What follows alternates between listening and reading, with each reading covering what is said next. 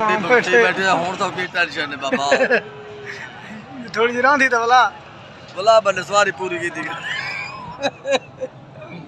ये ठीक है हां सब की टेंशन है बाबा ने सवारी 40,000 दी कोई सब टेंशन है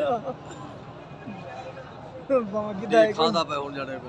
किदा है 50 ते विकदा कितना है 40 दा विक सब टेंशन सारे किते फ्री छोड़ थोड़े बात कहीं ਉਹਦੇ ਬੁੱਢੇ ਆ ਕੇ ਨਪੀਸੀ ਵਾਲਾ ਫਰੀ ਛੁੜੇ ਦੇ ਉਹ ਚੋਰੀ ਦਾ ਛੋੜ ਕੇ ਭੱਜਾਵੇ ਤੇ ਇਹਨੂੰ ਨੱਪੋ ये ठीक है अब जे वो तो ऐश करने बैठे वेच बैठे आपने माल ਆਸਾ ਫਿੱਟ ਹਵਾ ਲੱਗਦੀ ਪਈ ਹੈ हवा तो मुफ्त में ਪਾਣੀ ਵਾਲਾ ਵਜੇ पानी हला दी तो पैसा ना वो मुफ्त लिया ਕੋਈ ਟੈਨਸ਼ਨ ਨਹੀਂ ਹਟ एमआर का माल देखो चौका था मंडी में बैठे हैं सब ਮਾਲ ਨਹੀਂ ਵਿਕਦਾ ਉਹ ਕਮੰਦੇ तो हालात क्यों चलता पका का तू वेच बना तू दे हां बने ਬਹੁਤ ਮੰਦਾ ਕਮਜ਼ੋਰ ਹੈ ਮੈਂ ਕੀ ਹਾਲ ਦੇਵਾਂ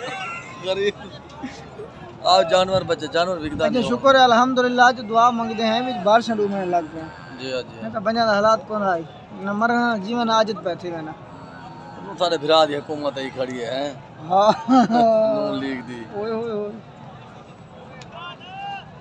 भाई वो शरा जरी मैं टिकटॉक नहीं भाई हां जाना तो चेता रल्या वते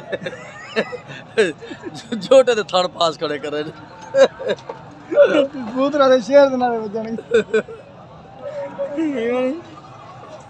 बा ठीक है मार का सब बंद करने पाए तक बैठे घर में जब बुरा दिएगा बा ठीक है हुन अब वतन रे गेन जुल जुलते पाला देखो